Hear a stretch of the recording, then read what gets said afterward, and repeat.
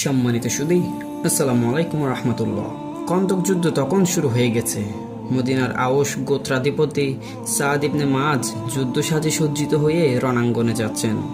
বনু হারেসার দুর্গের পাশ দিয়ে যাওয়ার সময় দুর্গের উপরে উপবিষ্ট সাদের মা বললেন, বাছা, তুমি তো পেছনে পড়ে গেছো, যাও তাড়াতাড়ি। যুদ্ধকালে মারাত্মকভাবে তীরবিদ্ধ হলেন মুআজ। যুদ্ধক্ষেত্রে থাকা তার পক্ষে আর সম্ভব হলো না। মহানবী সাল্লাল্লাহু আলাইহি সাল্লাম তাকে তাড়াতাড়ি মসজিদের সন্নিকটবর্তী এক তাঁবুতে নিয়ে এলেন। মুআজ আর যুদ্ধে যেতে পারলেন না। তার অবস্থা ক্রমেই খারাপ হতে লাগলো, কিন্তু নিজের দিকে তার কোনো খেয়াল নেই। তার বড় চিন্তা, ইসলামের শত্রুর বিরুদ্ধে তিনি যুদ্ধ করতে পারছেন না। আর একটি চিন্তা তার মনকে আকুল করে তুলেছিল, তিনি যদি এই আঘাতে মারাই যান, তাহলে ইসলামে বৈরী কুরাইশদের চরম শিক্ষা দেওয়ার গুরুতর যুদ্ধগুলোতে তিনি আর শরীক থাকতে পারবেন না। মুআজ আল্লাহর কাছে প্রার্থনা জানালেন, হে আল্লাহ, কুরাইশদের সাথে যুদ্ধ যদি অবশিষ্ট থাকে তবে আমাকে জীবিত রাখুন। তাদের সাথে যুদ্ধ করতে আমার খুব স্বাদ জাগে, কারণ তারা আপনার রাসূলকে কষ্ট দিয়েছে, তার প্রতি মিথ্যা আরোপ করেছে এবং মক্কা থেকে বহিষ্কার করে দিয়েছে। আর যদি কোনো যুদ্ধ না থাকে তবে এই আঘাতেই যেন আমার শাহাদত লাভ হয়। কন্দক যুদ্ধের পর কুরাইশদের সাথে প্রকৃত অর্থে আর কোনো যুদ্ধ সংগঠিত হয়নি।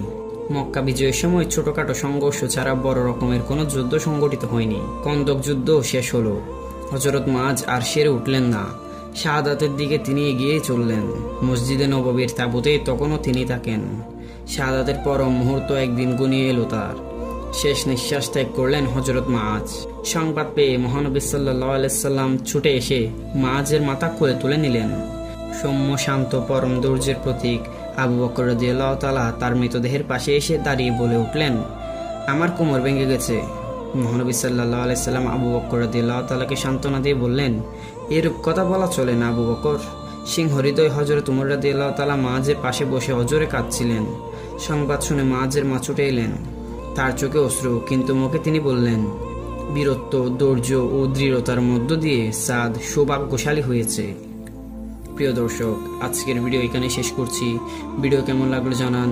ইনশাআল্লাহ তাআলা দেখা হবে পরবর্তী কোনো এক ভিডিওতে। ততক্ষণ পর্যন্ত ভালো থাকুন, সুস্থ থাকুন, MM ফাউন্ডেশনের সাথে থাকুন। ধন্যবাদ। আসসালামু আলাইকুম রাহমাতুল্লাহ।